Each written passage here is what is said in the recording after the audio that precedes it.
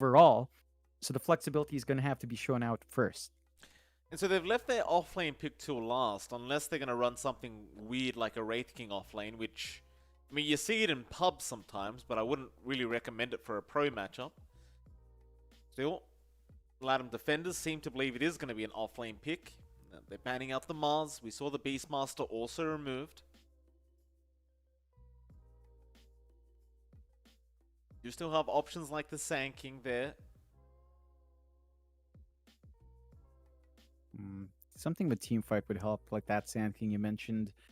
Maybe they look at, I don't know, the Enigmas on the pool if they want it. Ties in with the Wraith King nicely for push if you want to go for that route. It just looks so greedy though, doesn't it? If It they is. did go Enigma. It is. I mean, we've seen that pick really fall flat if you don't get a good start. They go with the DP instead, so they keep it open. Could be DP mid, Wraith King off, Morphling safe. In fact, that does sound more likely. DP against Viper, not as bad for the DP. You can still sustain somehow with your Spirit Siphon. You can clear the wave and the Crypt Swarm. So it's a manageable lane for the DP. Not going to be fun, but much better to have the DP cop that lane than the Morphling. No, absolutely. Latam defenders now last pick for them. They are lacking a safe lane pick. Something that does. Maybe you just go into the PA matchup here, but it's not so great into the morph, as you can just go shotgun build and try to blow her up.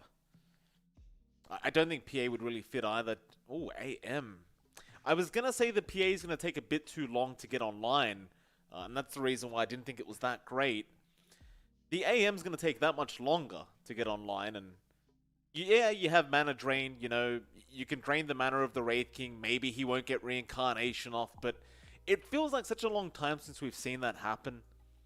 And I don't know, this anti-mage pick, it doesn't really give me much confidence, I'll be honest, John. You can split push, you can buy space, you can drag out the game, but I don't know, into a Morphling Wraith King, not feeling very confident about it.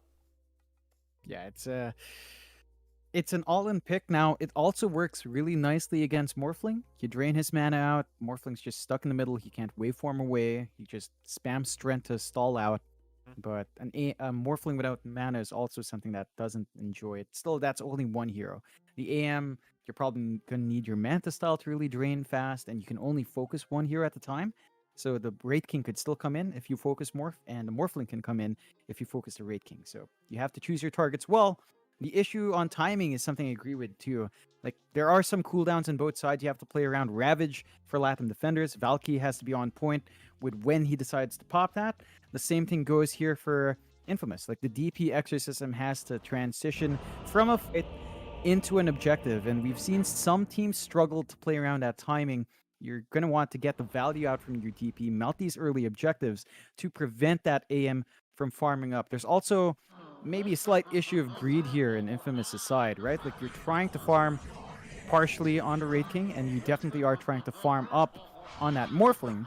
And there's only so much space to give out here on both sides, although it's actually looking like, yeah, they're actually running Angel Morphling mid, and they're putting that DP off. So looks like they want to apply that early pressure in the AM instead of focusing on early farm for the Morph. Yeah, I mean, there's no going past the fact that Infamous is also drafts greedy, right? is also greedy, right? Like, they've got three cores. DP doesn't need as much farm. She can be very influential without it. Morphling Wraith King certainly do. But I think what the game plan might be is they may run Angel as the hard carry in the mid lane, and Leo might play more of a roaming core on the Wraith King. Especially once you have those maxed out skeletons along with the DP Exorcism, you could just rip towers apart. And Angel can just farm up and just get to that point where he's broken as the Morph. And we'll see if that's the game plan. I mean, they could go the other way and just farm up the whole game. But up against an anti-mage, you don't really want to go too late if you can avoid it, even if you are going to outscale him. I'd say going down the objective-taking route with the Wraith King DP is probably the better option here. Yeah, definitely just focus on those objectives, play as fast as you can. Keen on seeing what exactly the build-up will be as well for these two cores. As you mentioned, you might want to just go for that faster playstyle, whether or not that still means a Radiance for Leo. We'll find out as the game goes on. He's already queuing this lovely build. I miss this build. Armlet and Blink on Raid King. This is a classic. The old run and gun, in your face sort of Raid King. So you should expect that activity out from Leo if he does get the initial farm. Whether or not he's allowed to get that farm is another question, as you do have some strong laners here on Latam defenders, and you always have to be conscious about the AM twacking away at that Raid King. You're not going to get your shard before the 20-minute mark, so mana is always going to be a consistent issue for Leo. It's like a bit of a tri-lane start for Infamous. Obviously with the Tusk, you always want to try and get a quick first blood. Having the Witch Doctor around definitely helps as well. They could even keep the tri-lane if they want, but I think you do want the Wraith King to have a bit of help in that safe lane. Especially up against the Tide. Of course, Moonlight going to be around on the Clockwork, and shouldn't be too bad of a lane for the Wraith King. Might just be a little bit annoying with the Anchor Smash, but anyway, we'll see what happens. 2 for 2 Banner Rune trade. Infamous going to stick around for that first blood attempt. A's not really in position as the Witch Doctor, but he does have brown boots, so he can break the gap quite fast. Is he going to go up top? He's running back towards the fountain. Like Maybe just... Yeah, I think he wants his courier just to get that additional tango. He did start with brown boots. On the pause 5, that means you give out your 2 tangos. So when the bounties are up, you have to buy a new set. He just wants to pick it up before going into that bottom lane. As you mentioned, you don't really want to leave your Raid King alone. Level 1 for Raid King is hard. And you do see the triple disconnect here from Latam Defender, so hopefully that gets sorted out. Actually having a relatively quick day when you compare it to the others, I've got to say, John, but, you know, 3 disconnects in the last series. Not the way you want to start it. Yeah, it's not good signs, but hopefully early on enough that fixes itself up. Still gonna have a bit of an interesting game. Like this Tide Hunter lane with Clockwork does need levels to get running, right? Like Clockwork level 1 with the Tide doesn't sound scary. You're gonna need level 2, ideally level 3 in both heroes. Once you've got the level 2 battery assault with the cogs, maybe you jump onto the Raid King, but he is a very tanky target, so yeah, might have to watch how much you commit, especially since Cass can punish 2 melee heroes trying to chase down. So really important for Latam defenders to watch their spacing there if they do make a move. It's definitely a very hard lane for the Clockwork in general, right? Because the only target you can really go for in this safe lane, and really around the map, is going to be the Witch Doctor. Especially early on, and even with the Witch Doctor, he's going to be able to get the Maledict off, and if Leo just wants to help him out with a Wraithfire Blast and a couple of right clicks, could be an easy kill onto the Clockwork as well. So Moonlight, I'd kind of like to see him go for the pool on the second wave and just secure his own level 2. And then maybe just leave the lane and just try to annoy the Morphling in the mid lane for a bit. So it feels like the impact in this bot lane is not really going to be there. And if you're just around soaking XP off Valky, I think you're doing more harm than good, honestly. Yeah, it's painful for the Tide if he does fall behind. Like, you need those levels to annoy Leo out. So let's see if Moonlight can get that done. I just don't know what he does against the Morphling mid. Like, they could try for the trap cogs into Nethertalk. Yeah, but Morphling, once he's got level 2, level 3 up, he can just kind of waveform out of it. So yeah, it's a tricky time to maximize the Clockwork support. Yeah. But we'll just have to wait and see for Moonlight. And just what exactly does get done. Of course, that does mean we're not seeing the Aretes clock that we have seen for the past few days, which was highly effective. He's on the pause 5 Grimstroke instead. So it shouldn't be too big of a switch up. Pause 5 Grim, of course. Pause 5 Grim, of course, still highly effective. With an AM, this is a bit more of a passive lane, but you have options for blinking in with Inkswell, so maybe you jump in, try to force a kill out if you want. Not recommended into the DP though. Spirit Cypher is going to be a bit concerning. Looking spicy. I hate you for pronouncing Aretes' name right, John. How do you say it? Aretes? Is that how you're saying? Yeah. Aretes. Okay. Something like that, yeah. Aretes, yeah. I can't do that while I'm doing play-by-play, John. So it's all right, Mike. That's enough for you. By the way, someone in chat just yelled out at you. MLP handsomest Armenian. Thank you for that. There's not many Armenians out there, but I'll take it as a compliment. Thank you very much. Somebody actually knowing my nationality. Very nice.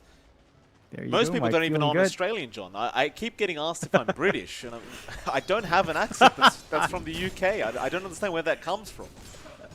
Yeah, it's a bit clearer with the Australian accent for sure. I get confused by the South African one, although you're seeing the aggression onto Cookahoo. That one is very clear. Just go in with the tag team, and Michael gets half his HP gone from Cookahoo. He does. That's the thing, when you're playing the Tusk, right, even though you don't like getting your mana drained, you don't mind walking up with the tag team. In mid lane, Angel, level 2 Morphling going after the Viper, and he's going to get him. No, he's not going to die either. Huh? All I saw was some body blocks. I'm not sure. I saw Angel body blocking him for a little bit there. I apologize for missing that kill. I'm really not sure what happened. I kind of want to go back and watch a replay of that. But props to Angel. That's not the start you expect at all when you're laning Morphling against Viper. Angel already up with 4 denies as well. He's just abusing this right click. And, you know, looking at Viper, I can kind of understand how he only has 2 base armor. So a Morphling with 84 right click damage can just go up, abuse the Viper while he's weakened. And he could try to get some poison attacks, but look at this. Angel just comes back in, not a care in the world. Yeah, I'm not saying he can't do that, John. Just at level 2, it's very unexpected. Again, props to Angel, though, seeing the opening and capitalizing. Still, we'll have a look at the other lanes as well. Valky down at the bot lane, of course, going to be there with Moonlight. Leo going to be up against them with A. Moonlight doing basically what he needs to do this whole laning stage. Just pull the creep wave every chance you get to the large camp. But that time around, Leo and A made sure they aggroed the creeps away from that camp, and they got away with it. And as long as they can stop the clock from doing this in the laning stage, you're going to be fine. Meanwhile, though, John, Angel in trouble, but he's got the level 2 strength morph, and he is going to survive through all the poison. That is just tough for Nanana. Moonlight. Like, trying to get that advantage. He's dead. We talked about this lane. He can't contest the large camp pull either. Not with a Witch Doctor Wraith King. You're just going to get stunned, maledicted, and you're gone.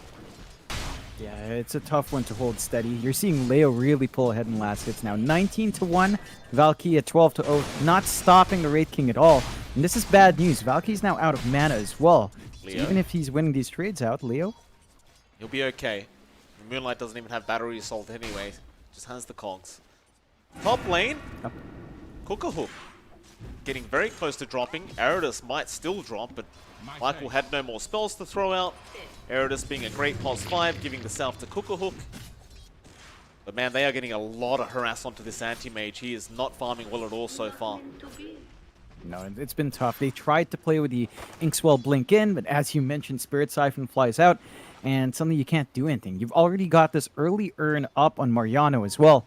So if they do find kills, you're going to have some value on hand in terms of damage and sustain. At the least, Aretes now can get the pull off, but he's not going to be able to contest for these power runes, although it does spawn bot. Okay. Moonlight already there to guard it. Nana has the bottle. Get a nice little illusion rune for himself.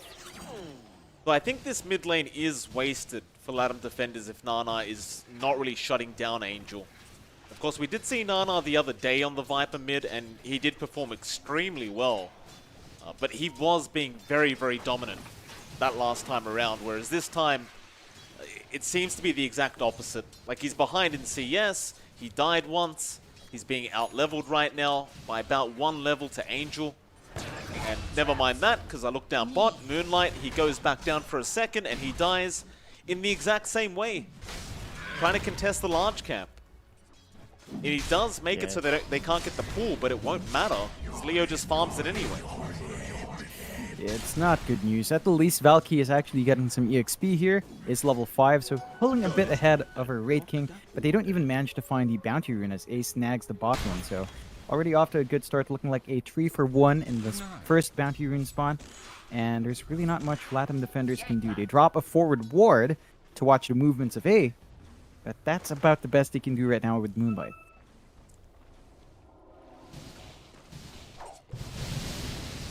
don't know if you ever saw it. I just got reminded of this while I was watching Angel farm that small camp. Did you ever see that that Reddit clip with Gunner? He had a trusty shovel. He was agimorphing. He used the shovel and the creep comes up and one hits him. Did you see that clip? Oh my god. I didn't, but I can imagine it. Oh, it's hilarious.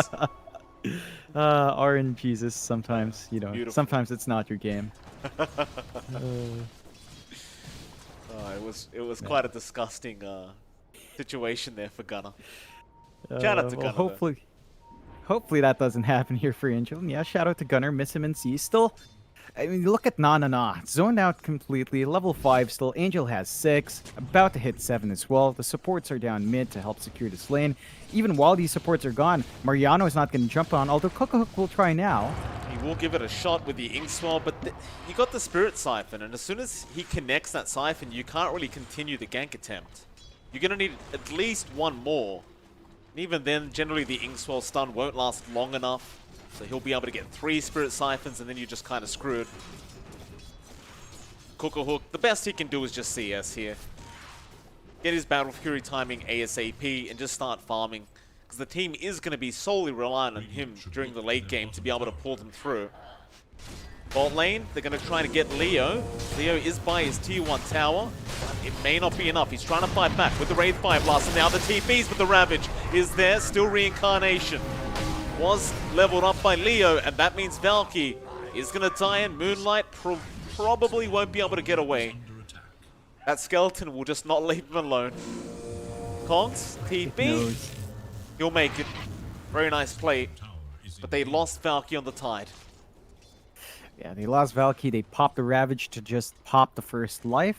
Not a worthwhile trade coming out for Latam defenders. 4-0, 3k lead coming out for Infamous. And I have to point this out. You look down mid again onto Angel. He's still invis, but he has 20 denies on the Viper. Nana's probably dead as well, John. Shards and tag team's going to be way too much. Valky TP's in to try and help out. He will get a kill onto Michael for his trouble. But you killed the mid-Viper. Angel's out of there scot-free. I think you're more than happy with that. Meanwhile, mid, or rather top lane, Silence does come out, and that'll be a dead anti-mage. Cocohook can't survive as soon as that Silence does land. 6-1 now, but more importantly, a 3k net worth lead for Infamous already. Every lane being completely dominated here by this Radiant team. And we talked about the weaknesses of Infamous's draft. It was that greed, but they're enabling themselves. They're just winning out every single lane. They're finding that initial start they want. There's so much farm on Leo and Angel in comparison to Cocohook and Na. That it's going to be hard for the AM to bounce back in. The Battle Fury you mentioned is going to be so important, and he's nowhere close. He still has the treads queued up, has the Ring of Health to sustain the lane, but now that Mariano is level 6 and Cocohook is at 4, they're just going to melt this tower up top. Oh, Nana, no. Not to the supports, Nana. They won't leave him alone, John. Great warding here from Infamous. A very cheeky ward to be there prior to the 10-minute mark, but it does get the vision of the Viper. And obviously, great presence of mind from Infamous to understand that Nana would be forced back into the jungle to be able to catch up, and they're just not giving him anything this game. No. And when you shut down a Viper this hard, it starts to lose impact. Like, it needs that initial rush of gold, needs that initial rush of EXP to get its power spikes up relative to everyone else, but it's just not happening in this game. You even look at Moonlight on that pause for a clock. He's a level behind A on the Witch Doctor. So you're already having a hard time on your cores, you're having a hard time on the supports. They are surrounding Mariano. This could be a kill. 3 Soul Siphon charges, Spirit Siphon, excuse me. Ravage comes out, he is healing, but they do get the kill. Michael gonna rotate in as the Tusk. He does have help of A around him. They do not have Death Ward yet, but they're going to go after Eridus anyway. Shards do land. Cogs pushback is there. Snowball, however, going to continue the chase down, and they will get 1 kill. The Melodic should pop Eridus, but now Moonlight going to turn back around onto A. They will get a trade for their trouble. But Michael got the bounty and will get the other. And that may mean 4 bounty runes to the side of Infamous anyway. So it's definitely a worthwhile trade for Infamous. Yeah, they're very happy with that kind of kill. They are forcing the supports away from the cores. They free up the mid for the push. This is the first exorcism out from Mariano, securing a very big tower and allowing further invasions in that jungle. Look at Leo. He's just farming the top lane, the top jungle. He knows he's free to get this done, and there's just no contesting him. He's got his armlet. He's going for the blink. He's TPing into the fight now. Look at this. Valky just going to die to the Witch Doctor. I think he's dead. No, he's going to make it. Valky's going to survive in the fountain. Thought it would be a bit more damage there from the second tick of Maledict, but it was not. So nice TP away, but that just means that Infamous are going to go ahead and push that bottom tier 1 tower. The final outer tower, or at least tier 1 tower standing. And they are following that game plan I talked about earlier, John. Just playing a 4 protect 1, let the Morphling farm, and use a Wraith King to just be able to push with the rest of the team. Yeah, and they're really starting to shut this map down. Not much room for Cocohook and for Nana not to farm. And look at Cocohook. Angel just jumps in, forces him to blink away. Can't even clear that top lane by himself. Just forcing the response, and even here. He's trying his best to get the D-wards out. He can't even get it in time, and by the time they get there, it's probably going to expire to make matters worse. Looks like Moonlight may have been spotted. Michael for a bit of a chase. Moonlight going to try for the TB, and there's no way to cancel anyway. He'll be fine. While top, Angel just not allowing Cocohook to farm that top lane. Poor old Cocohook only has Treads plus Ring of Health right now. We're 12 minutes into the game. Leo. Leo? He didn't toggle his armlet right, so he loses 1 life. Cocohook likes what he sees. Don't matter though, I mean, you just sit back and wait for the reincarnation cooldown. It's a long time, but you may as well just wait it out. Yeah, he also gets to finish up his blink anyway, so he can just play aggressive once that next reincarnation's up. He's bought a lot of space for Angel to just push solo as the Morphling up top. That tower's melting and there's no response because Latam defenders are smoked for the kill. They'd love to find that Wraith King. Leo playing very, very safe, just running right around the jungle, realizing this could be coming. They ping out the large camp, but Leo does not get distracted by it. Straight back into the triangle. He knows he's safe there. The ward does scout him out. Leo is going to back off once again. He's playing very, very safe. And that he is. And he dodge out the smoke gank. They lose their bot tier 1, but they found a bot tier 2 for free. Angel just gets to build into the shotgun relatively fast, 200 gold away from the Ghost Scepter. So you've got a major spike lined up here for the Morphling, whereas Latin defenders, none of them are lined up, of course, for early BKBs because it's way too fast. Cocohook is still saving up for the Battle Fury too. This John. Skeletons tag team up, and Roshan's going to disappear. Well, not quite yet. The Rocket Flare does scout it out, so they didn't want to pop the Exorcism to try and take the Roshan a bit faster. Surprisingly, Mariano is still just level 8 on the DP, but I suppose he has been very active. Yeah, he's taking the back seat. They should be careful taking this next fight. There is Ravage up on Valky. Doesn't have a blink, but that control could be enough to find a good pick off here. So that's part of the hesitation from Infamous, knowing that the cooldowns are up. They play it cautiously. They've got the shotgun now in the Morphling. Angel does pick it up after they dip out of the Roche. So they do have some drive-by opportunities now with the Morphling. Cocohook, no idea he's farming underneath the ward, but his team is around him. Leo gonna TP out before he does get ganked. While mid, Angel gonna go into the die triangle now and just take over that side of the farm. Meanwhile, mid lane, hookshot is there onto A. They can get a nice Witch Doctor kill for themselves. It looks like they've got it confirmed, but Angel, does he really want to fight? It's way too dangerous for him, even with that Ethereal Blade he does now have up. He's just happy to farm. Just no reason to fight. Yeah, this is some much-needed breathing room for Latam defenders, though. Cocohook still farming into the Battle of Fury, lacking 2 parts, but should be able to at least finish the Perseverance and That should simplify the process down the line. Good pickup for Latam defenders. Doesn't cost them much. He's got Reincarnate back up in 7 seconds. They want to go for a fight. Na on the side being caught out as well, and he will go down to the shotgun blast of Angel. Eridus. Mixwell is there. Does connect. Onto Angel. He's going to start strength morphing though. No Spirit Vessel as of yet, and he'll just waveform away as Leo. He's going to blink straight in now. He's happy to fight with his secondary life, and it looks like it's going to be a terrible team fight for Latam defenders, as Valky will be the third to drop, and Eridus is being dived underneath his tier 3 tower. He'll be the fourth. The only one to leave will of course be Cookahawk, who really desperately needs that Battle Fury ASAP, but it's just a very slow process at the moment. He's not got enough room. That does open up the Roche here for Infamous to go straight into it. They know there's no Ravage, there's nothing to be scared about, and they still have Reincarnation, so a lot of room to just get this objective done. It's scouted out, but it doesn't matter as it does melt too fast. Double damage rune as well to be picked up straight after the Roshan. Angel with an empty bottle says thank you very much for that. Was lacking a bit of damage on the morph, I must say. Needed a double damage rune there. Yeah, it's gonna help them blow up even more heroes. Still no Ravage, so it's a scary time to fight and catch Moonlight. Yeah, has to hook out. Well, it's either that or he dies. But Leo doesn't care, just jumps in, but he gets silenced immediately. Still the snowball onto Nana. Michael controlling up the Viper while everybody else around him is just dying. Valky also going to go down. Do they want to keep going? The answer is absolutely they do, as Angel finds a triple kill. And he's wanting to go for more. He won't dive the tier 4s for Moonlight.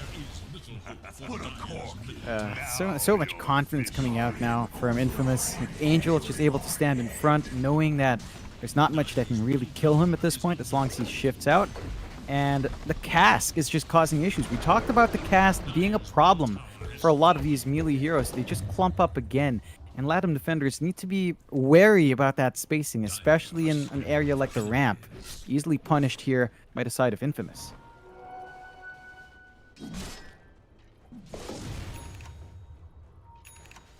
13k net worth lead. A very bad spot. All Latam defenders as they go again. Eridus tried to leave the base. It looks like they might actually get the first life of the Wraith King. Can they get him a second time? Hookshot is there. They've got the control. And Leo is in trouble. He'll try to fight back, but he has gone too far. It's a very, very nice pick-off for the Latam defenders. It's a much, much needed gold for them. And goes on to Cookahawk as well, so helps him save up for the Battle Fury, which is done. So he's going into the Manta now, just helping the AM as best as they can. They still are at the 12k deficit, and the Aegis still stands in Angel, so he's not too scared. Speaking of Angel, the Ags was being queued up. It's now a Hex being queued up by Angel. So he wants to have that disable on hand, jump in, lock in the AM, blow him up eventually, and just ride from there. Moonlight, Cask out, Melodic, Cogs pushback is out. However, Angel will get the shotgun off. A will pick up the kill, and now Michael snowballing right into Nana on the Viper. They want him down, but the nice Ravage is out. Morphling dropping a little bit low, but not quite low enough as they keep going onto that Viper. They still have the Aegis as well. They cancel the TP, and now Nana has nowhere to go. Mariano take a double kill. Just the complete domination continuing in Infamous. They're going high ground. Why the hell not? And it goes so fast when you've got the DP Raid King with the Skeleton Summons out. Fortify is still there to buy some time, but whether or not that's going to be enough is a different question. Exorcism at least fades away, but this should still be a really fast push. And Angel, again, still holds the Aegis for a minute 40, so he's not too scared of just dying here. We'll get to tier 3. No need to push it any further. They don't want to throw this game away. They know how far behind Cookahawk still is, even with that Battle Fury. Still just picking up the Yarsha now. Might even be able to snipe Cookahawk if he doesn't TP out soon. will be able to get out. And as I say that, on the other side of the map, Angel takes down Moonlight. Onto Valky they go, and the Tide, he does mech up, but now Leo comes in from the backside, straight onto that Viper. Viper strikes there, but doesn't really matter. Well, it will allow him to kite out, but Angel's going to keep the chase up onto Nana. In fact, they'll turn back around onto Valky. Leo surviving with the armlet, and now a shotgun comes out, and they'll get the Aegis. This Wraith King is very low, but Reincarnation is going to be available, so he has a secondary light. Nana's died, there goes Eridus, and now Valky is also gone. Net worth lead up to 15k for Infamous. It's a lot to play into now, as they've given a lot of gold out to Angel. He's got enough to buy out a Butterfly, which he has queued up. So his damage output's going to skyrocket, and they're surrounding. The courier gave it away. They know exactly where the AM went. Snowball is not going to actually connect in time. Counterspell is back the way of the task, but he is going to be able to blink. Without the silence, they can't really chase much further. Mariana does have a Force Staff and blink, and they are mid. All right. The AM can't join for the fight. The mid-Rax is going to go down for... Not yet. Double Viper strike out. Leo in a spot of danger. Nice Ravage out from Valky. They might be able to find two, and they do. In fact, A will also die. They got the melee barracks, but that is a lot of gold going Cookahawk's way. And they do defend high ground, even though they lost that mid-barracks. Yeah, it's a pretty good sign. At least they find some punishment on the tail end there. Infamous just overextending a tad. Would have been easier if they had Mariano around, as he does still hold the Exorcism. But what can you do? Good punishment out. They can shove that mid tier 1 now as well. But there are some heroes to defend, and Exorcism is still up. Jump right in, Mariano with the AoE silence onto Nana. He's surviving due to that Glimmer Cape, but not for long. He's gone. They'll go straight after Valky next. Moonlight, that's a very, very nice cogs. Just blocking them off, not allowing them to finish off the Tide, and he actually gets away himself. Nice little juke through the tree line. Yeah, small plays like that, just giving Latam defenders a little bit more to play with. Infamous, they still have this lead, 13k. The defender mid-tier 1 doesn't even take that much damage, and they can just wait out the next item for Angel. He has his Butterfly on hand. I don't believe he had that with him in the high ground push last time. So he does have more damage and a little bit more durability from the right-click damage that can come out as well. And Michael just blinking into Walker's Punch the Courier. Eridus just sitting there acting as if that never happened. That wasn't my courier, I'm not around here. This tree line just gonna pretend that he's a tree. Angel gonna chase him down with a haste rune now. He has the blink, he has the AM form. Cookahawk not gonna be safe no matter what happens. Gets a snowball off. Moonlight around to try and help as Cookahawk tries to blink the other way and does actually get out, and Angel can't quite find him. They'll have to settle for the clockwork, and that was a very nice juke from the AM. So I was pretty sure he was dead. He does blink the right way. Yeah, it's all down to the fact that they don't have the best in terms of lockdown for the AM now, especially since Cookahawk does have his Manta. So even a silence is not going to be doing as much work. They're probably going to look for some way to compensate for that. Not seeing that build up just yet from any of these cores. Leo does have his BKB, going for the Desolator next, so it's a focus on damage for now. Angel has his Dragon Lance up. I think maybe some form of control is needed. Maybe a Hex out and someone will help them get the job done. Some tips coming out to Leo for whatever reason. Why not? All right. He's the king. He's the Wraith King. He deserves some tips. Fair enough. They do not have... Well, they do have the high ground to play into if they want, but I think it's back at the point where Infamous, they know the cooldown on Ravage is off. They know that it's a bit risky to go into the high ground with Ravage on. They've already lost one fight. Don't want to bleed out anymore. Just invade the jungle. Maybe wait for the next rush. It is a bit long, but I don't know if they can really catch out Cookahawk here. Hook shot. Going to be off the mark. They were trying to go after A, and that gives away the smoke. Very unfortunate. All Latam defenders, but they can still try to go in. Angel is around, and the rest of Infamous now have made it up towards the top lane, so they're going to try and initiate straight onto Valky. Michael taking away all the attention from the rest of the team as Angel does morph into the AM form, and now they get started. Soulbind is there, the Clockwork going to drop first. Onto Valky they go, in fact, no, it's going to be Nana on the Viper dying. They will just go for more now. Eridus trying to pick up the gem, but it's not going to matter if he dies anyway. He's going to try and Glimmer Cape away, but it is not going to work out. And even Cook-a-Hook on the anti-mage going down. Oh, he blinked in the wrong spot. Michael was ready for him as he blinked into that tier 2. And they just got the control and damage off. So a big win for the side of Infamous, only dropping their Witch Doctor. Valky lives, but he didn't get to use Ravage. And there's no point for that if your team's not around.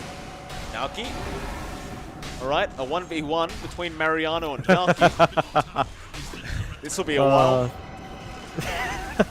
There's no damage in Mariano. No, look at the right clicks. You say that, look at Valky. Valky's trying his best. Meanwhile, the T4 towers in the mid lane are going down. They do get one.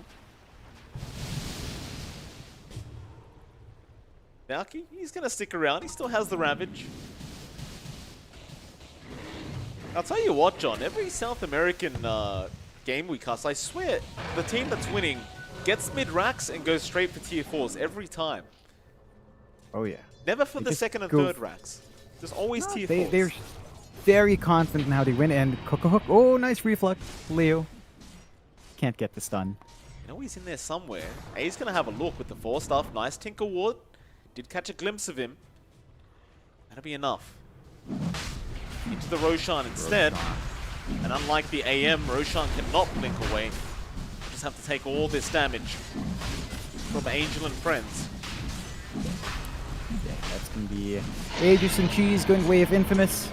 Second life on Angel, a Cheese out in Mariano. So you're going to have a hard time bursting these heroes down unless you can follow up from a huge Ravage. It's a lot of pressure onto Valky in this high ground defense. If they can get the setup, then it could be big. As Infamous now are going to target those last set of racks. It looks like they're just going to go top first. And we'll see if they start committing. Only one tier 4 tower left in the... Angel blew up Moonlight apparently. Shotgun blast, of course. While that's happening, top tier 3 tower is under siege. Valky gonna try and get in there with an anchor smash, but Michael is in with a Walrus Punch and Snowball, and Valky needs to get that Ravage off, but there's no point. Nobody's around to help him out. They do at least get the reincarnation into the hook shot, but Moonlight doesn't really get the conks that he wanted. Angel now going to go after Nana. Mariano is there with the Spirit Siphon as well. They get the Aegis, but it's going to cost them their Viper's life. He does have buyback, and he probably will have to commit. His Moonlight is also going to die on the clock. I believe that was a dieback on that Clockwork. We have a 2v5 situation. You just call it. They have Ravage on respawn. Maybe they go for one last Hail Mary play, but with BKBs up, not going to be enough as the Ancient falls way too quick. Well, Eridus is going to take the attention away from the Ancient for a second. There's your Ravage. Snowball, very nicely timed by Michael, and Valky is going to melt. Cook-a-Hook just needs to get him the fountain, and the GG is finally called as the Ancient is about to fall. They will bathe in the fountain as Infamous will take game number 1. Very convincing fashion once again, John. 28.5 minutes for this game 1. But they were in control pretty much the whole time. I didn't think there was any point in the game where I thought, well, Infamous might lose this game. It looked very, very easy for them this time. Yeah, it's steady performance out from Infamous. They pull this Morphling mid against Viper, and Angel just getting that kill at level 2. That was the big surprise, and I think that set the tone there for Infamous. Latam defenders, last pick AM to counteract the Wraith King, didn't quite pay off. They were limited in choices for heroes, though, so you can't fault Latam defenders with dipping into it, as a lot of those core positions were banned out. They're going to have to go back to the drawing board, reconsider what to ban out, maybe consider just taking out the Wraith King and the Morphling, as Infamous was very comfy on them. But we'll see what the answer is. Remember, last time around these two teams met in the SADPC, Infamous did take that one in a very clean fashion at around the same time as this game went. So it looks like Infamous still understand what they have to do up against Latam defenders here. Yeah, we'll see how game 2 goes. We'll be back in roughly 10 minutes for that game 2. And we'll see you as soon as the draft has begun.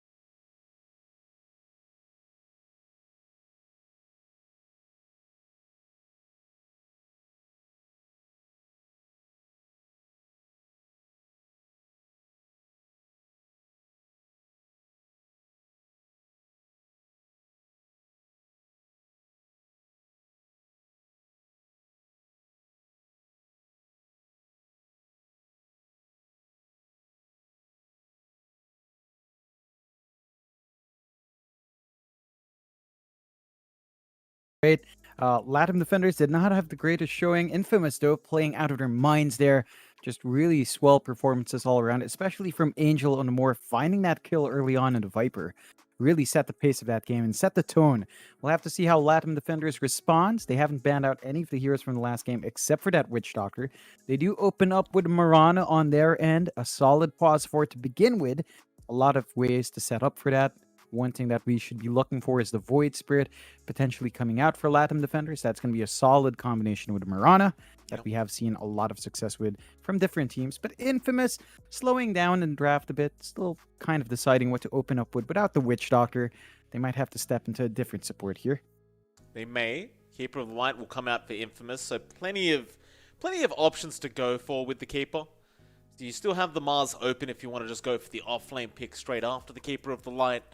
We saw the Ember earlier on. I believe it was Ryoya playing that Ember with a Coddle. It's very, very nice as well. So plenty of options there for Infamous, just depending on what they wish to go for. Latam defenders, obviously the Marana, pretty nice pick and has been being picked up a lot more often than we're used to seeing. I wonder if they go for a bit of an arrow setup here to make their life a little bit easier, or whether they just try to rush the Yule Scepter that we're used to seeing on this Marana and just go with that. Plenty of options for them as well. I've got to say, the Marana has been looking very, very strong. I'm happy to see it, because I do miss this hero. Yeah, that's having a resurgence once more, which is great to see. They go with a Tidehunter again here for Latam defenders. Something Valky plays really well. Didn't have the best time last time.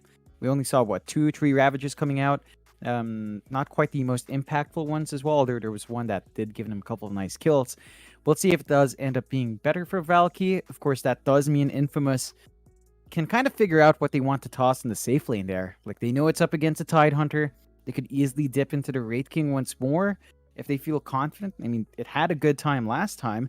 I don't see any reason why Leo would back off from just playing Wraith King once more. Pango will come out for Infamous. Interesting pick to make.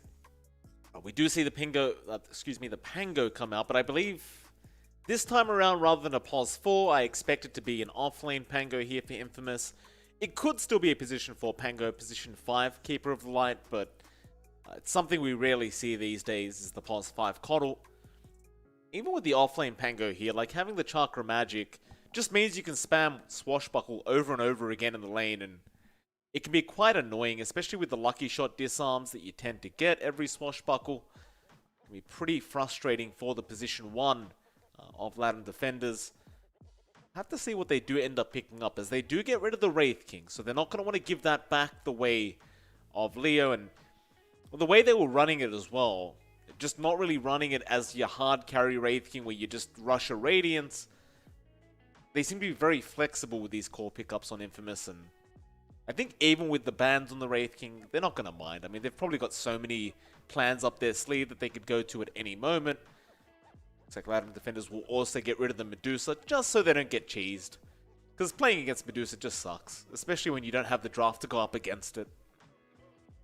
That it does. And you can see just so much focus on those safe lane picks here from Latam defenders. Yep. Does give a lot of options for Infamous to combine now with her Pango and Keeper of the Light. Mara is still in the pool, and they did ban out the Jug, so it looks like Infamous might be thinking about the Mars. The Jug's one of the only cores, besides, like, say, the Ricky, that does actually enjoy going up against something like the Mars because it can just spin out of arena. So you have that option for Infamous without having to worry about that happening here. We will see as it does roll on. Latam defenders thinking hard about that next ban. Probably just looking at, again, another support. They do take out the Tusk this time, so no Tusk pause 4 here for Infamous. And we'll just have to see what else they bring out. Still very open. Coddle Pango doesn't show you much. You do have some combinations there with Chakra plus, I guess, Swash is nice, so much more uptime on the harassment. On that safe lane core, as you mentioned, won't enjoy being disarmed. They do take the Grimstroke out, which is such a natural combination with Pangolier. You do have the Inkswell, Swashbuckle forward, roll in. A lot of strong combos off of that. The Soulbind can be annoying, especially for a hero like the Marana to have to deal with. And you don't have the best targets for Soulbind here. Maybe you get the double slow from the Keeper of the Light.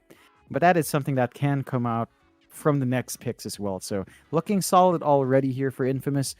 They are lacking a bit in lockdown. Like, they don't have anything that can just stop someone from TPing immediately. But neither does Latam Defenders. They only have the arrow to play with, no natural setup yet. So we'll have to see what else builds in for control on both sides. Sure. Latam Defenders, third pick for them. Revealing your hand a bit more now. Because they can just go for the +5 pickup.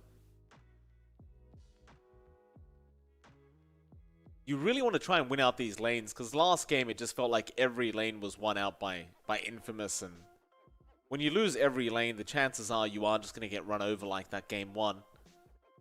I think there should be a heavy emphasis from Latam Defenders to just try and make sure they don't lose every single lane.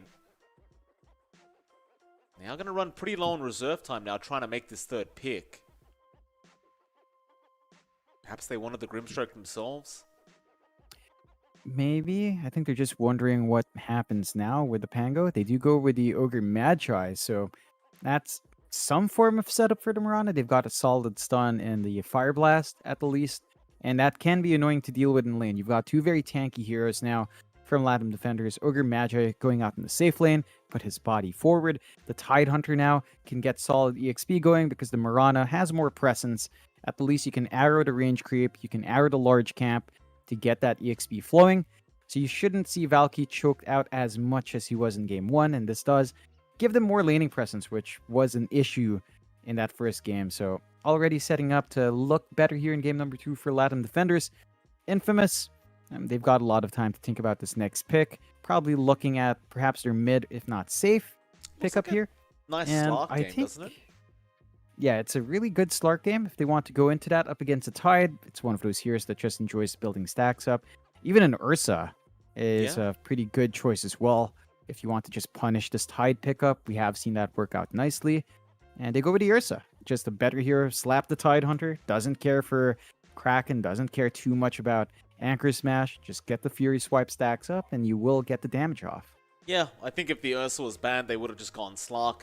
Both heroes just have a way of not caring about all the disable, right? Because you've got the Enrage with the Ursa, you've got the Slark with the, I forgot the name of it now, the Dark Pact. And both dominate melee heroes like the Tide. Still, the Ursa obviously very, very good here. And Latam Defenders, they will turn around with the Weaver, which is not really a bad pick at all. The only problem is the Ursas we've been seeing do tend to go for a Blink Dagger early.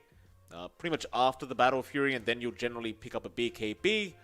Some will choose to go for the BKB first, which could be the case in this game because there are so many stuns. But either way, after the Blink, you will generally pick up an Abyssal Blade on the Ursa. And that's the point where I think the Weaver will run into some issues. So you get stunned up with the Fury Swipes and the Overpower, you just kind of delete the Weaver pretty darn quick. And if you add an Inkswell on top of the Ursa, on top of the Abyssal Blade, there's just no way to survive that. No, it's a tricky one to live through. I think we've seen this matchup as well, Ursa versus Weaver, before. I think it was yesterday with Simply 2 based up against Infinity. And Infinity did win that one with the Ursa up against the Weaver. So there is a back and forth there. I think Infamous don't mind us too much, as you mentioned. I mean, they've already got this Grimstroke. So Soulbind is going to keep the Weaver stuck to whoever he's tethered onto anyway, which makes it hard to Shukuchi away, to kind of maximize that movement in the middle of a fight. And the silence from the Grimstroke might be enough to just stop the Weaver from time-lapsing as well. So there's a back and forth there already set up from Infamous and Latam Defenders. We'll have to see how else they sort of set up for that Weaver here. Looking more than likely for a mid pickup. Infamous did take out the Viper, so just ensuring that the Ursa won't get kited around this game. And Latam Defenders looking at mid pickups here as well to ban out. They took out the Lesh. Not much reserve time left, so they're going to have to speed through their last pick as well. 2 seconds. It'll be the TA banned out. Just not wanting that TA, as you know, you tend to finish the game pretty darn fast. You have TA Ursa on the same team. Infamous Gaming, final ban out for them as well. They're looking for a mid pick to get rid of. Obviously, we saw the Viper already being removed, which is fair because Nana does seem to enjoy playing that quite a bit in the mid lane. I mean, Infamous do have the Morphling to go back to if they really wanted to this game. And I don't think it's going to be that bad if they did, especially into the Weaver, because you can just morph and take Sakuchi. That could be pretty disgusting to have to play against as well. Could be considered a little bit greedy with the Ursa, but we said that about the last draft as well, and that was not the case. They made it work very easily. They did. You also have the option for Void Spirits in the pool. Surprisingly left behind by both teams, right? Like, that's not been banned out, not been picked up. I think Latam defenders would want it a bit more, so they have that arrow set up with Mirana. Makes it a nice combo, but they go with the Storm instead. So they've got the Zip True.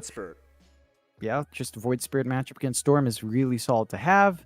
Gives them some control as well. The Storm, though, the timings here Latam's going to be looking for is more than likely the Orchid timing that we've seen time and time again. Just gives you that control, a way of jumping in, bursting down one of these heroes first, and cleaning up after. It's looking pretty good here for Latam compared to Game 1. Team fight with the Tide Hunter, solid supports with the Mirana, Ogre, Magi this time, and a Weaver that's going to be hard to catch out early on. So a lot of back and forth, and should have a better time in Game 2 with this kind of draft. Infamous, they're thinking hard about that next pick, but you know, the last Spirit Brothers there, not counting the Earth Spirit, unfortunately. They go with Tiny instead. So they want to go for that bursty game, get a fast blink and Angel. Storm versus Tiny can be really good for the Storm. So there is that advantage now for Nanana. We saw this exact matchup, though. It was the other day, and the Tiny player ended up 21-1 at the end of the game. Yep. And it was a Storm versus Tiny in the mid matchup, and we said the exact same thing last time. We thought the Storm should have the advantage, but that was not the case that game, at least. We'll see if Angel can kind of replicate that sort of performance here. It's hard for me to go up against Infamous as well, considering they did win that first game so convincingly. Even though I think the Latam Defenders draft is actually pretty nice, I still have that problem with dominating lanes. I think if Infamous just win out the lanes again, they're just going to run over Latam Defenders, and there's not much they're going to be able to do about it. These cores on Latam Defenders, they don't come online that quick. They need farm, they need space, they need time. I just don't know if they're going to be able to get that up against Infamous Gaming, who have gone for a very early to mid-game style draft. Yeah, they're going to have to stave off the aggression that Latam Defenders will bring out. And I believe the Tiny matchup that we saw was Ray Lisa Storm, Alone, Tiny. If I recall right, that was correct. The play.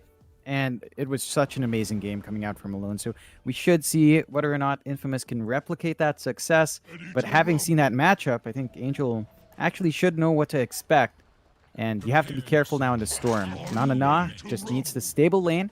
Get that Orchid. He has to be active for his team. I'm looking at Nanana, and what the heck is this set? Why does he have a tail? Oh, he does too. All right. This is dragony, I guess, right? Like, supposed to be like, I suppose, a dragon set? Armor of the Storm Dragon. Okay. There you go. Strange one. I don't like it. You don't like it? I think it looks all right.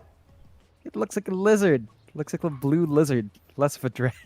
Kind of looks like a silly That's kind of what a dragon is, though, isn't it? It's like based off a lizard. I guess. Reptilian, yeah. I don't know. It's kind of cool, I guess. The horns kind of make it look like something Arkosh would use. Yeah. You know, kind of demonic. Maybe if they had this set, they'd have a better time, but that's a different story. I tweeted to Arkosh, John. I gave him some advice. Don't worry. Very good advice as well. Yeah. Very good advice, Mike. Should be an interesting one. I'm hoping Nanana has a better time.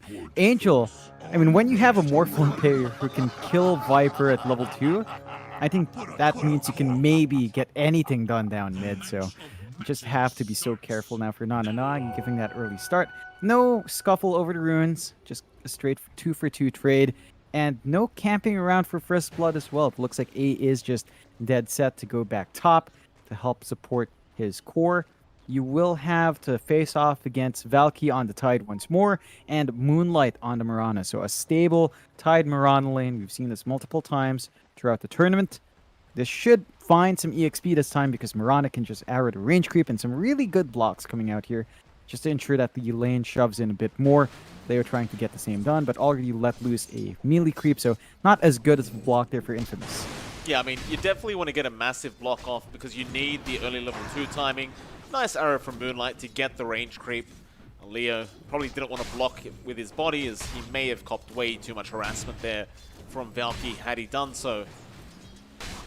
So far, so good for Latam defenders in this top lane. Of course, in the mid lane, you do have Angel up against Na. It's a bit early to say who's going to win out this lane, but it really just could go either way. As top lane A, arrow is going to land a very nice one from Moonlight. You won't have the damage output, and now the Stroke of Fate turnaround. They are playing with each other. Like A is going to be alright. He'll salve up on the high ground. Still gets a Stroke of Fate as well. Clip Moonlight.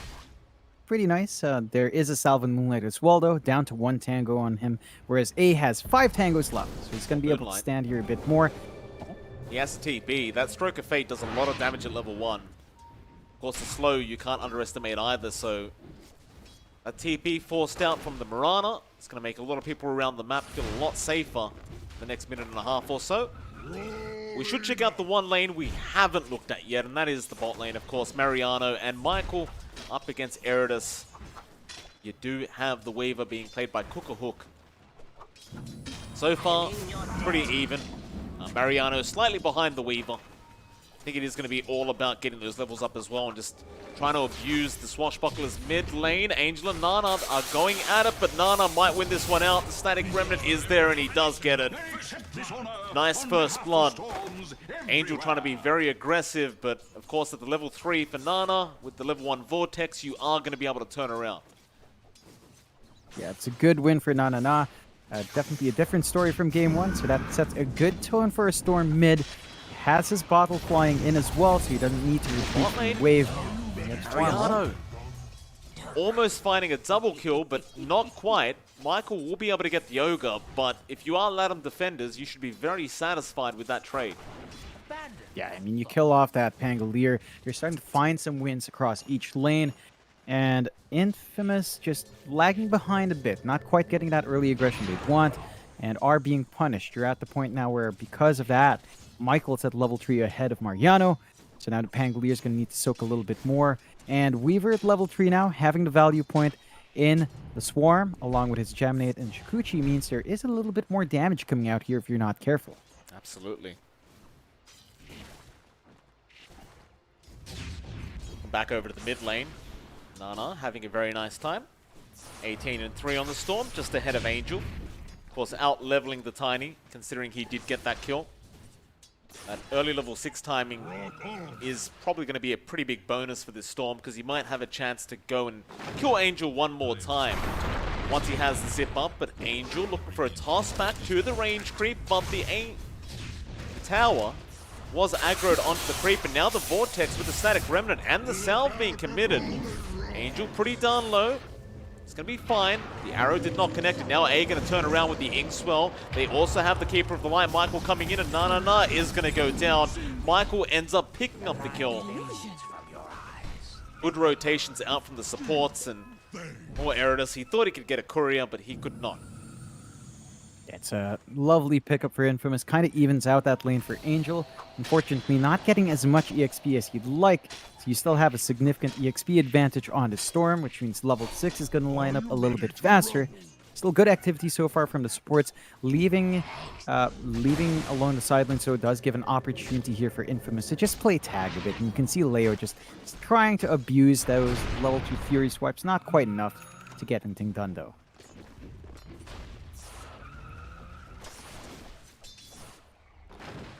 We have a lull period here, but the 5-minute bounty runes are about to spawn. A going to contest. Should be able to get it. Meanwhile, Leo dropping extremely low is going to be able to get out, but it looks like A is going to be in danger. Moonlight still chasing him down. Does have one more leap charge. He's going to go for it. While that's happening, the bot lane, Mariano dies to Cook-a-Hook, and A is indeed going to go down. So 2 kills across the map. 2 very nice kills, and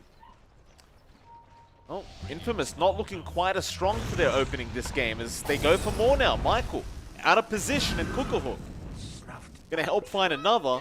This time, Eridus the one to pick up the kill. Yeah, they're just winning out so far with his early aggression from Latam defenders. This is a really good start for them. It's enabling the Weaver to find some really good farm. And you can see he's lagging behind in last hits, but when you have 2 kills like that, it does set you up well. Leo is finding some good kills, although down mid. Yeah, Arrow does connect, but A is around. Even had Michael TPing in just in case, and he'll fill the bottle of Angel now. The Haste Rune at the top rune spot is going to go the way of Na on the Storm, and he's going to try and rotate up top.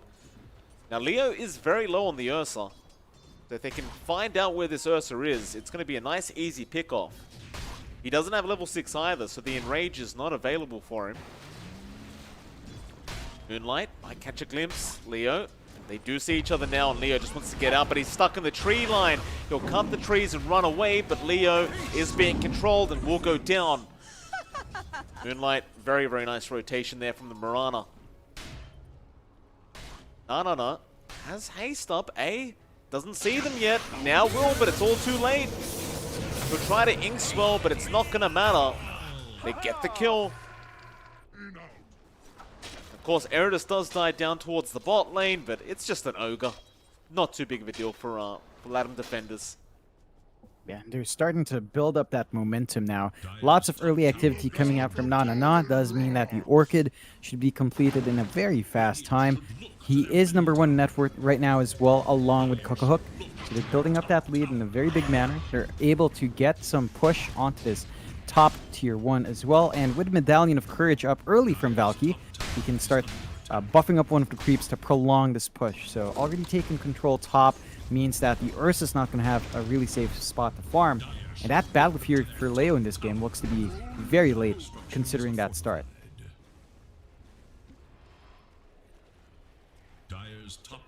Angel, bit of a hunt, see if he can find himself an easy pick-off. Valky is really pressuring that tier 1 tower and might just get it. A gonna go in with the silence and the ink swell, and Angel should have enough follow-up damage. Valky, avalanche tossed. It's almost dead, and Leo might be able to get the last hit, and does. They'll now have a chance to just deny off that tier 1 top and get some of the gold away from Latam defenders.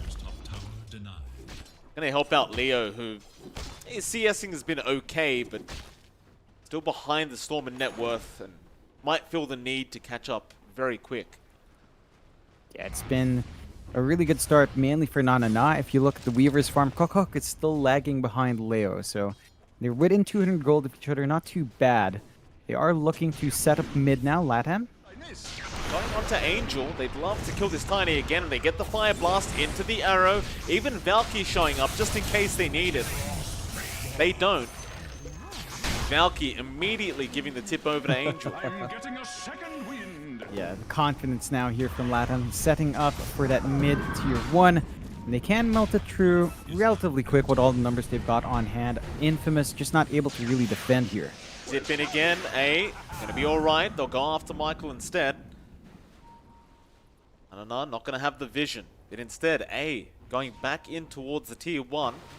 He's gonna have the help of Mariano, who is level 6 and does have the Rolling Thunder. Could try and force a team fight. Valky, he get tossed. Does, up in the air, and they actually burst him down. Mariano with the swashbuckle just helping out a little bit there, and by the time he came back to the ground, he was gone. Eridus, also being tossed, he's gonna die. Angel finds a second, now onto the Mirana, Moonlight. He's gonna leap away. It's gonna be safe. Latam defenders, they've got to be very cautious not to give kills away like that to Angel, who is quite behind in terms of farming up that blink. Yeah, and just giving those kills does help accelerate that timing. They are trying to play poke right now, though. Moonlight gonna lead down to the low ground. Leo trying to chase Cookahawk. They'll still see him, but they're not confident in being able to actually chase down and secure the Weaver kill. Looks like they might just start grouping up to try and pressure the bottom tier 1 tower. Yeah, and they've got numbers close by, but Michael get the recall off onto Angel. Still no blink. They can't close the gap as well as you'd like to. I still think you'd want him to be around, because you do need that tier 1 bottom tower gone if you're Infamous. This map needs to be opened up a bit. Otherwise, of course, he could just keep farming up so easily on this Storm, and he's getting close to the point where he's going to have an Orchid up soon. Dire should look to their middle tower. Aridus. Angel now spots him. I don't believe there is any dust though, so Angel can't do much about this Ogre. And he's in within sentry range now. Avalanche toss, but Storm zipping in. Fire Blast connects, and Angel, he took the bait. He's gonna pay for it. Even mid lane, Mariano goes down.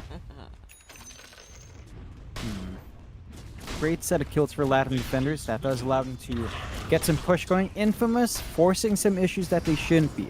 They're starting to fall behind in farm. 10-6, 2k lead now for Latam defenders.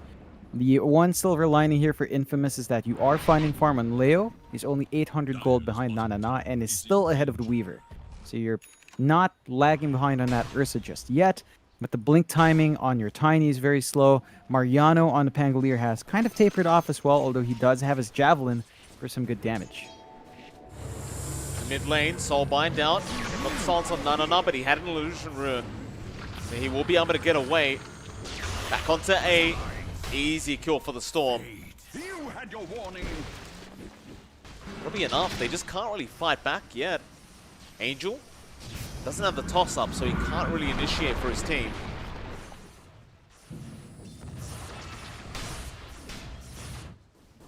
You wonder when they're really going to be able to deal with the Storm this game. It's gonna be a difficult one. I think right now their main focus is just giving Leo that farm and trying to get that blink timing on Angel. It's still about 1,000 gold away, so the timing is awfully slow, and the Orchid for our Storm is up, so Nana is smoked up, wants to use it. Absolutely. If you can get a kill in this mid lane, it might mean the mid tier 1 tower for your team. They actually go after Leo in the triangle, and they get him. The Ursa goes down. It's a very valuable pick, and wants it into the mid lane. That tier 1 tower, I just don't see it surviving. No, it's gonna melt so fast. They've got the damage on hand. Take it for free. They probably won't be looking to pressure a tier 2 yet, but they are drawing lines in the jungle. They want to invade, prevent the farm from coming out for Infamous. And Infamous, they need to play conservatively. Wait for the blink on Angel. 200 gold away.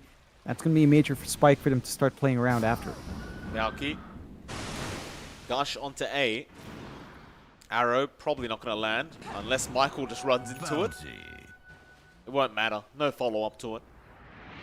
You do have the blink up on the Tiny, and I believe Michael is recalling him in as we speak. It's time to go. 5-man smoke. If this team fight works out for Infamous, they can go straight for a Roshan attempt. Angel. They're going to see Valky. They can just burst down the time. That's what they're going to try and do. Valky cannot get around Vijompa and will go down. Nana tried to help, but now he's been caught out with a rolling thunder stun as well. They might just be able to get him in time. And they do. Big loss for Latam defenders. They're not done yet, Infamous. They have very low cooldowns. They can just keep going. Angel, after Moonlight, mid-leap, gets the avalanche toss into the swashbuckle from Mariano. And Aridus is not safe either. That tier 1 tower, not going to help him that much. That'll be a 4-for-0 trade, and it should mean a Roshan. Yeah, it does open up that objective for them if they want. They do have the Ursa to melt through it fast. Battle Fury is up on Leo as well. They can easily get the damage on. Yeah, probably prefer to do that still. Valky. Heroic. Thinking the Rosh had already started, did come in to contest. Now the zip in from Nana, and they still have the Ravage. They're going to commit it straight off the bat onto the Tiny, killing off Angel. A goes down, and now Mariano, very low, so Nana can continue the chase. And Cook-a-Hook gets a double. I suppose that's why they didn't bother for the Roshan yet. Respawn timers were just too low. Problem is, the rest of the team did stick around the Roshan pit. Yeah, they didn't back off in time. Good punishment out from Latam defenders. Really successful Ravage there coming out from Valky. So they get the punishment down. They maintain the slight net worth lead, not by much now on the side of Latam. That is mainly because Leo is just starting to build up. Has the Ogre Axe up, trying to save for the BKB. And it's at that point where the Ursa can show his face. Once you have that BKB with a Battle Fury, all of the control on the side of Latam defenders means nothing. The damage output's probably going to be lacking as well, especially in the Storm. And the Orchid will not control the Ursa up. No. He got tossed up, but the Avalanche never came out. I think Angel got silenced as soon as he blinked in with the toss. Moonlight able to pick up the DD rune, not allowing Angel to take it. Avalanche toss. Oh, Nana. Zipped in for the creep wave by the T1, but Angel was ready for it. Oh, that's so greedy. Now to get the line up for the push, and there's no Ravage from Valky. This isn't safe, Valky. You gotta run. Angel, he's going after the Mirana instead, so they won't bother with the Tide, and now they might be able to turn. Latam defenders after the Tiny. Fire Blast is there, and he doesn't really have much help on the way, but the Rolling Thunder might just be enough to force them back. Hook is coming back in. Angel still on the run with the Avalanche, and the Soulbind from A is gonna hold them back, so they cannot kill the Tiny, but they do get Michael on the Coddle. Still definitely chase down the Grimstroke. As A tries to TP, but a nice Fire Blast there from Eridus. Gonna ensure they get the kill. I thought Valky was the one being greedy there in that position, but they went for the Mirana instead, and he just leaped away.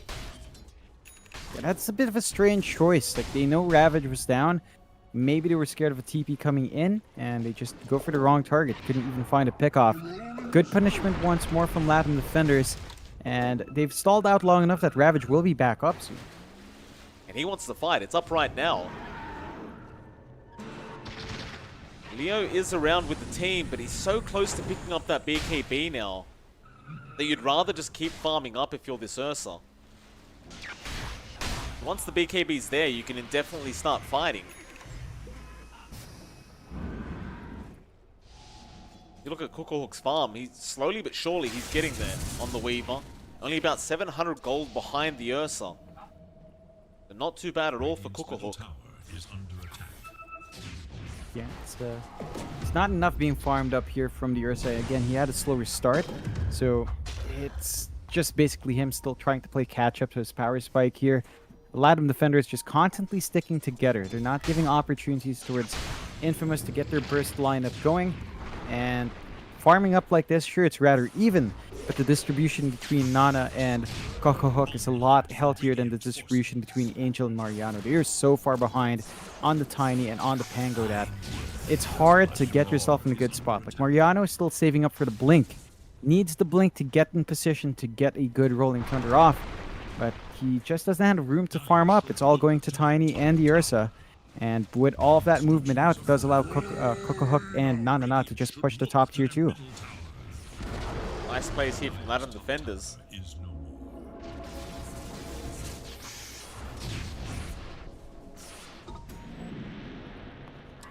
I get a bit worried when I see Nana not going for a BKB this game, I might be honest, John.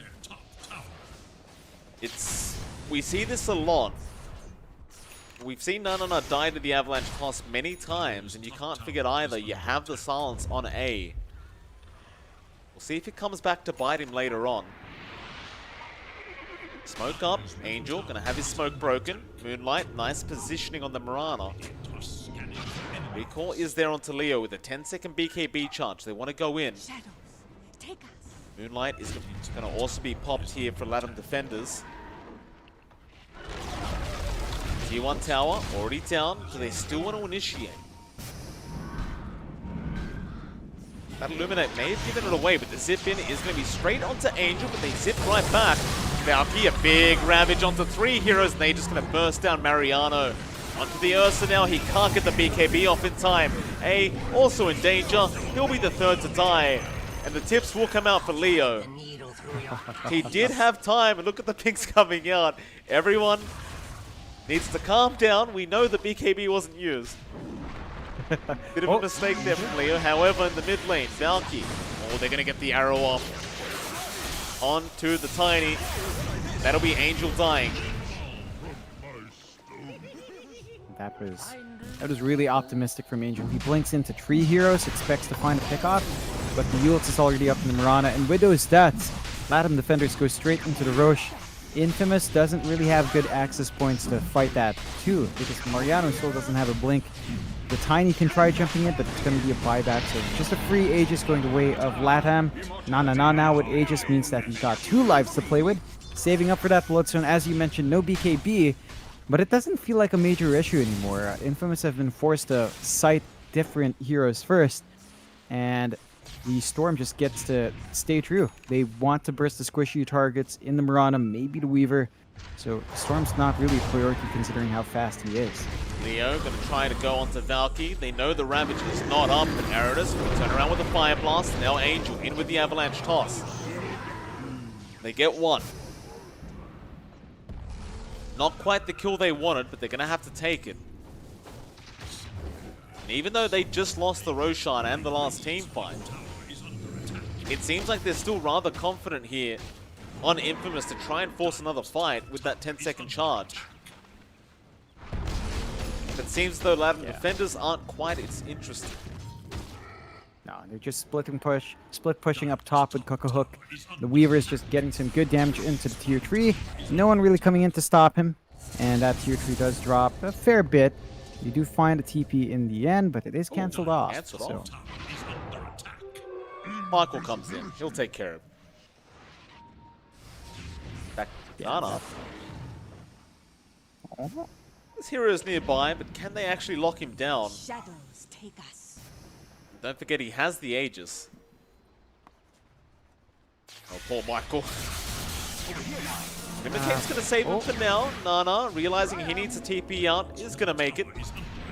Nice little escape. Leo is surrounded. Ravage is going to fly out just for the Ursa. But they'll happily take it, and even Angel just can't help. He tried to kill Moonlight, but it's going to cost him his own life. And more tips will come towards Leo. Yeah, they're just laying it in. Latam defenders feeling confident here in this game number 2. 7k lead, 23-12. And Valky telling him to put a cork in it. Still, Infamous have started to build up some items here. Blink is up in Mariano. So you do have Blink and Rolling Thunder in. And you have some angles now to take control in these team fights. The Ursa still lagging behind in terms of getting that Blink up. BKB is still unused. Like, this is such a... It's a pretty passive BKB in this game. Just not being able to pull it off. Really good positioning from Latam defenders. They set themselves up for a push on the bot tier 1. And with Cocohook's farm, he's also rushing BKB. Very tanky already with the SNY plus Maelstrom and the Falcon Blade. Hard to deal with a Weaver and even that Storm. Like, I believe the Bloodstone's done already in Na, and it is. He's saving up for that BKB you mentioned, so he is going back for that. And once you have these BKBs up, the burst option from the Tiny just goes away.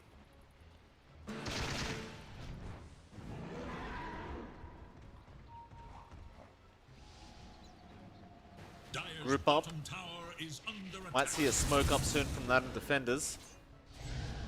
Ravage is up in 60 though, they might just wait that one out. Infamous, trying to get aggressive.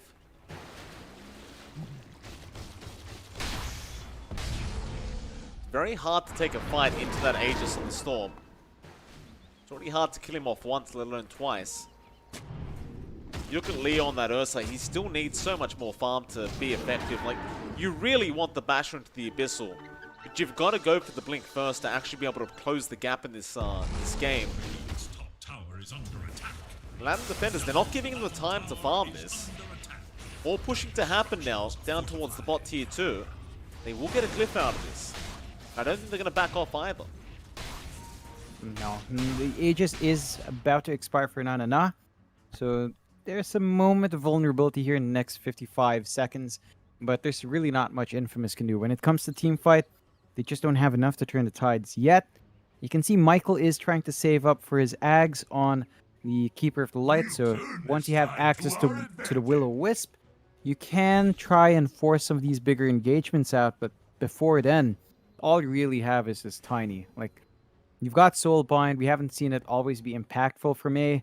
The silence as well is fairly easy to deal with if you are the Weaver and the Storm, as you do have some good right-click speed up and running now. So you're just not quite finding those opportunities on Infamous's end. And that does mean Latam Defenders continues to build up here, Mike, 23-12, 8K lead. Look at Na. BKB pretty much done, 50 gold away, is going for the Ag Shard. So that's going to give him... no, not the Ag Shard. No, he's saving for the BKB. I was looking at the Weaver. Our Weaver is going for the Ag Shard, which is lower Swarm cooldown. So yeah, that does help them get some more damage out, get some additional control out as well. And should allow our Weaver to actually play fairly fast. Na still saving up for that BKB. Does have his fresh Bloodstone, just looking for more charges now. And they've got everything they need. With an 8K lead at 25 minutes in, Infamous are the ones on the back foot, and they just aren't finding those answers. Like, Angel's Blink hasn't been as impactful as they'd hope. He's been blinking into a couple of fights which were awkward, to say the least. Needs his own BKB up and running, but he's just sharing this farm space with an Ursa who wants it even more. Yeah. I think the Ursa, his farm is going to be much more impactful at this stage of the game. Of course, the Tiny can still do a lot, but you'd much rather just give the Basher, the Blink, and the Abyssal to the Ursa ASAP. I think Angel quite needs the BKB as much. They are running out of space to farm, and Latam Defenders, of course, with an 8K net worth, they do not want to let this pressure go yet. Speaking of BKBs, Cookahawk is going to have his own one at about 50 gold. It's going to make bursting down the Weaver just as hard. Looks like we're having still a few lag issues now. Packet loss issues for Latam Defenders. Hopefully it all gets sorted. Mess is all your fault? Yeah, it's unfortunate, but they are winning out regardless of those issues, so props to them. They are still getting that steady build-up, getting a lot more value with these supports, and that's really one of the big differences compared to Game 1. The Ogre Magi just enables you to play a lot faster. The Mirana as well enabled the Tide to get that solid EXP gain, so Valky wasn't lagging behind at all. And that made all the difference. Infamous last time mainly ran down because they had such high aggression that Latam Defenders couldn't deal with. This time around, they do have supports on hand to turn those situations around and find their own kills. So Infamous have got to find some answers for themselves here. Get some farm going. Get that Ursa up and running as fast as possible. Much easier said than done, unfortunately, though. Pretty tough time. Reconnection on Eridus. He's hoping the issues are now solved and we can get along with it. You know, looking like they're still sorting it out. If there is anything up, haven't been given the go-ahead yet, so a little bit more of a dallying wait. And no. Nope. Did you hear the new Space Jam movies coming out, John? Yeah, I mean, I heard news of that before. I have to say, I don't know how I feel about it. Like, I loved Space Jam. It was one of my favorite animated films as a kid. Maybe one of the reasons why I took animation. I don't know how to feel about Space Jam 2. I feel like I really don't know how to feel about it. Like, I haven't watched the trailer. I know there was some new teaser out. I don't know. I don't know how to feel. Neither How do do you I. feel about it, I haven't watched right? the trailer. I've seen the movie poster or whatever you want to call it. It's hard to imagine it not being MJ. You know, like LeBron. Right? Obviously, LeBron's a great player. It's not really worth to describe the man, but you get my point. I don't know. It feels weird without Michael. Yeah, it's like it felt like Space Jam was about him. I mean, I get that LeBron is just like this generation's greatest, I suppose.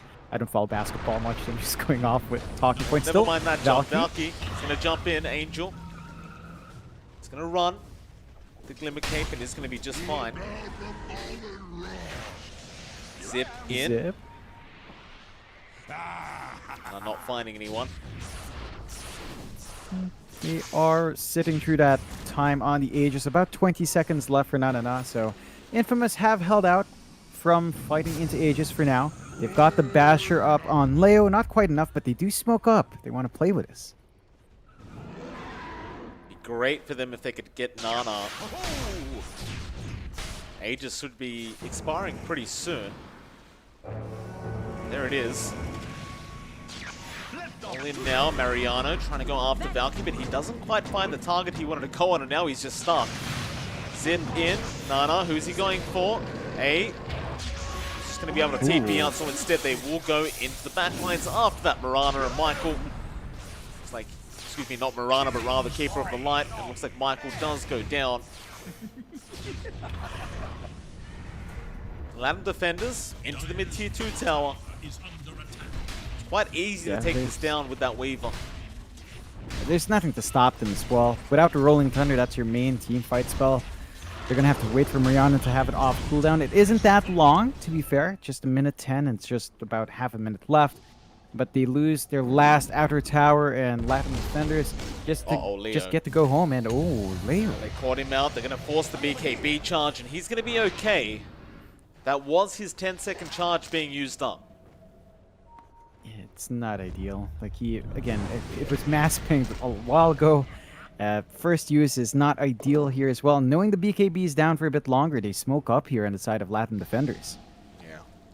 Infamous, they're not leaving the base.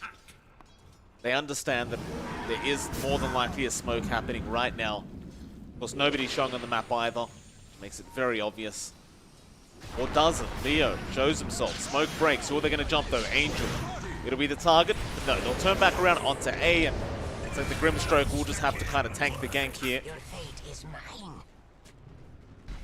Would have liked a bit more, but you take what you can get. It's definitely not going to lead to a high ground attempt. But it does allow Latam defenders to slowly but surely start taking over this Roshan space. Because we are going to find out in about 1 minute when the next Roshan does spawn up, and that will be the objective that both teams are probably going to try and play around. It's a lot scarier to fight into, although. Leo gets away just in time. Ariana looks safe too. Not going to be finding any stragglers. The Roche is scarier for Infamous, although. Yeah, he found the Tiny, but he is very low on mana. I think he has quite enough to finish him off. He could try with the regen rune. Never mind, he has enough. That is a nice pick off again here for Nanana. 600 gold going his way just from killing one hero. A huge swing for him. We do clear out some neutral items now as well, but there's some space for Infamous to get that done down. But, so they're not lagging too far behind the neutrals, at least for Infamous. Their high ground is still going to be exposed, and without the tiny burst, there's some confidence here from Latam to just keep going. They still hold the Ravage as well, so they do have the team fight to back it up. Yeah, this will just be a tier 3 tower, trying to get the buyback forced out from Angel, but he doesn't want to commit. Zip in. Nana really wants that buyback right now. They're going to go after Michael on that Coddle, and he's gone. No buyback on that Keeper. Nana has given them the ability to try and go after that mid-Rax, but they did creep skip with their Ursa. Leo making sure they did not have a creep wave coming in. And instead, I think you just go back and just hold the Roshan area. He's going to be up in 15 seconds. Or maybe they just reinitiate. Yeah, looking for the angle. Have the Blink Ravage.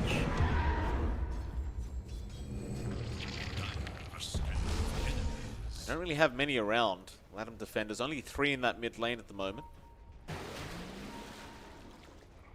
Scan was on the Roshan pit from Infamous, trying to just make sure it wasn't happening. Unfortunately for them, now it may start as Moonlight should check.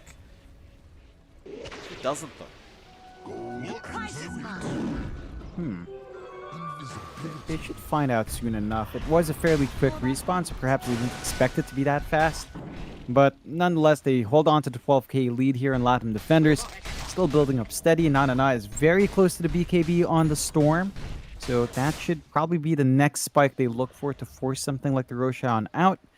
And once the BKB's up in the Storm, with the BKB on Cook-a-Hook on the Weaver, you're not going to have control for these slippery heroes.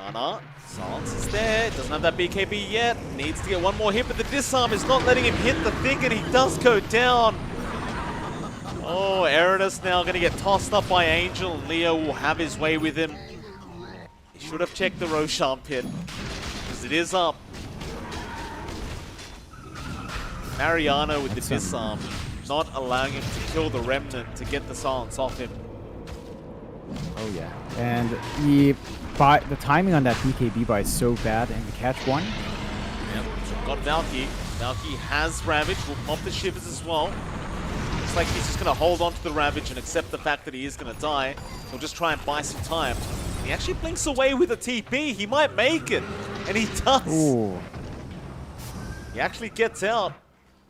And John, while all that was happening, Cook-a-Hook was split pushing the top lane. Gets a bit more damage on that top tier 3 tower. Yeah, it's a good amount of time. Good use of that space bought out here by Aretas as well. Just getting that tower low. The Ogre does die back, but not the biggest hero to cry about here. Latam defenders now have to play against this Aegis and Cheese. Need to just hold steady. Leo is starting to look really forceful. And I think in this Aegis time, he can actually just finish up the Abyssal. So once you have that Abyssal on the Ursa, along with his casual Sanj for the status resist, it's going to be harder to lock him in, and Leo is going to have opportunities to actually jump in, take control, and be big. However, there is some good farm here on Cook-a-Hook. Does have his Scotty up, so he is hitting a lot harder on the Weaver and can mitigate some of that healing that can come through, and apply a lot of slows as well, making it hard for the opposing chorus of Infamous to disengage. Zip. Those A's around. Recall is attempted and does actually make it. Nanana does not seem happy about that whatsoever. Of course, Infamous, the bottom tier 2 tower. Leo is extremely close to having the full Abyssal Blade now. And suddenly this game does not look one-sided anymore. No, they've swung back here on the side of Infamous. They do have solid chance on hand. They're still playing at the deficit, but at this point, 33 minutes in, 6k is not as big as it used to be, and the Abyssal is now up and running on Leo, so he can jump in. He's got a wave locking that Storm down, a wave locking the Weaver down, and Latam defenders needs to be a bit careful with how far forward they toss those two heroes up front.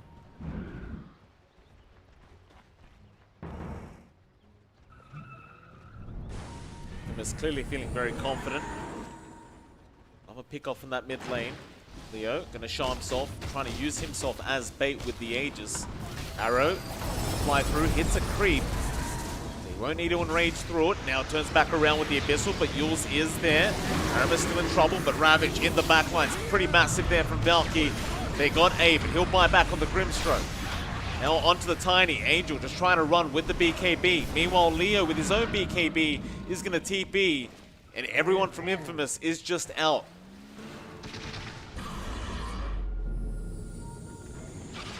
Leo recalled back in. It could turn. There's no Ravage. Missile up in 3. It's been Yulesed up. Arrow connects, but Angel is in with the Avalanche toss, killing off Moonlight. They're still going to try and fight. Zip right back in by Nana onto that Tiny, and it looks like they will get Angel. A nice start for Latam defenders. Leo is being controlled up and kited around. He has the Aegis and actually gets Aridus, but he loses his first life. Lewis being dropped. He wants to try and go after Cook-a-Hook, but it looks like he's going to be controlled quite easily and does end up dying. And because he bought the Abyssal Blade, he does not have buyback gold. That's a scary time now for Infamous. It looked like they could have bounced back in. They force another fight knowing Ravage is down, but it doesn't pay off. Now they're going to pay with their racks. The top tier 3 is also very low, so they can easily transition, but they could also maybe poke the beehive here and try for tier 4s. That's a riskier play though. Probably just going to play it safe. We know these teams love doing that. Mariano, roll in, try and delay this.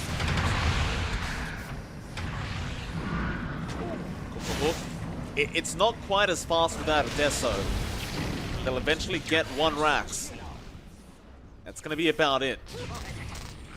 You don't really have the shards on Valky either. So you don't have that nice anchor smash into buildings. Perhaps he'll pick it up a bit later on, but it looks like he's pretty set on trying to get a Solar Crest up. Suppose that'll help out with the push a little bit as well.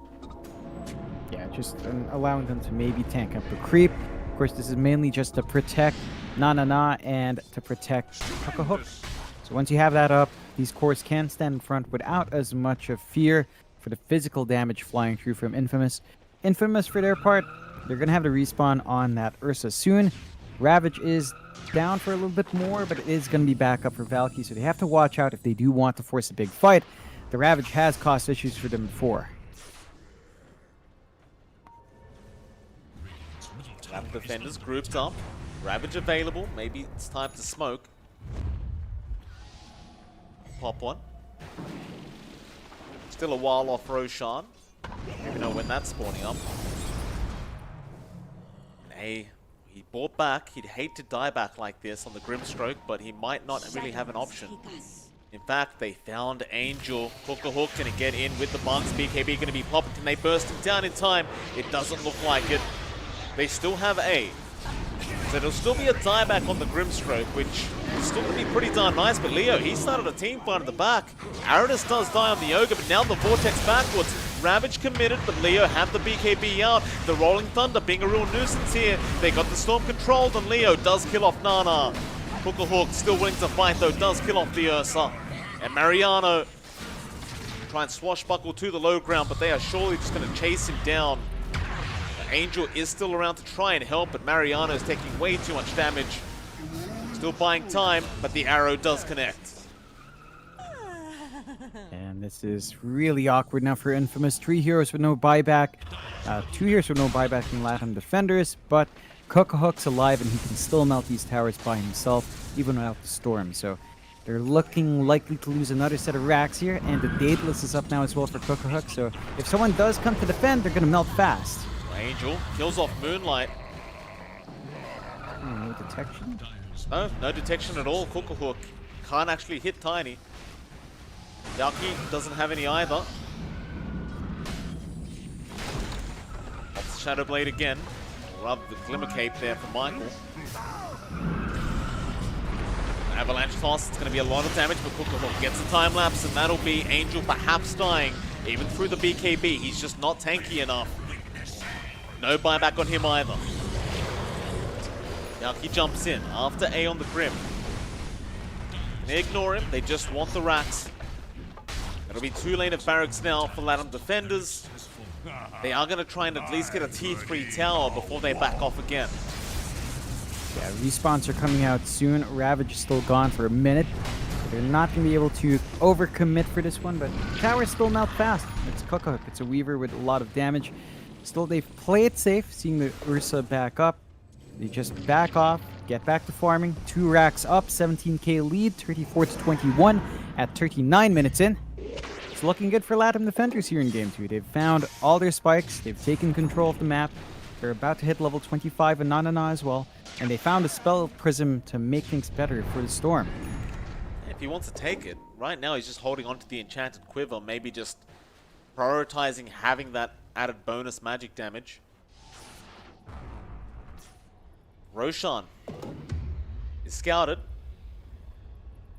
And that Storm found an even better item, John, with the Timeless Relic. Oh, yes. And that Roche, it just melts coming out here. Not going to last too long. The Daedalus from Weaver just ripping through. Not enough time to respond from Infamous. This lines up well for the side of Latam defenders. They've got a refresh shard as well for Valky, so double Ravage in play. It's going to make it really hard for Infamous to find that angle in the high ground defense. Latam defenders, just 1 set of racks they want to take, but there is a smoke here from Infamous. It's going to be such a hard team fight. Into Aegis and Refresher Shard. Valky, if he jumped in right now, he's broken the smoke. He's going to see them, but he gets stunned up with a silence out. Can he survive? The Avalanche toss. He gets blown up. There's no Ravage, and he can't buy back either. This could be the team fight that Infamous needed. Nah, he doesn't care about that. He's just going to keep going. Onto Leo. The Ursa trying to TP away, but the damage might just be there, but no.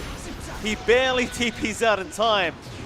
In fact, everyone else but Angel is going to make it. Luckily for them, Angel has buyback anyway. Yeah, it's a decent spot for Infamous. They tried to force a fight under Roche disadvantage, which is optimistic, Leo. but it sort of pays off, although... Lincoln's broken. Leo gonna lose his Aegis. Abyssal is still available on the Ursa. He can't quite get it off, and now the Hex is there by Moonlight, but Enrage was out by the Ursa. Will-O-Wisp has been dropped. Nana killing off A. Leo trying to fight Cook-a-Hook, but the control is just way too much with this Storm. Leo is gonna die. Once again, no buyback on the Ursa. That could be game. They're gonna play it safe and go for the Mega Creeps. But they should realize very soon that this Ursa cannot buy back. Mariano again, use that Rolling Thunder to try and at least get some time going. Cook-a-Hook gonna move in with Nana. They've got the Tiny. That's a dieback. They'll even find Michael. He'll buy back immediately, but it just may not matter. You can illuminate as much as you want, but it's not gonna save you the game, and the GG has been called. This series will end in a 1-1 between Infamous and Latam Defenders. What a great series it was as well. I mean, it was domineering from Infamous in game 1, but Latam Defenders find a way back in game number 2. There were a couple of moments where Infamous looked like they could, go back in. They had some decent spikes still coming out from Leo. Unfortunately, they also sort of overextended, and the Latam Defenders does tie it up. So a nice drawn series between both teams. Very close matchup as well, especially in game number 2. But that does set us up for tonight, Mike. It certainly does. Of course, we'll be back tomorrow for some more NA and SA Dota. But for tonight, that is it. We can all go to bed.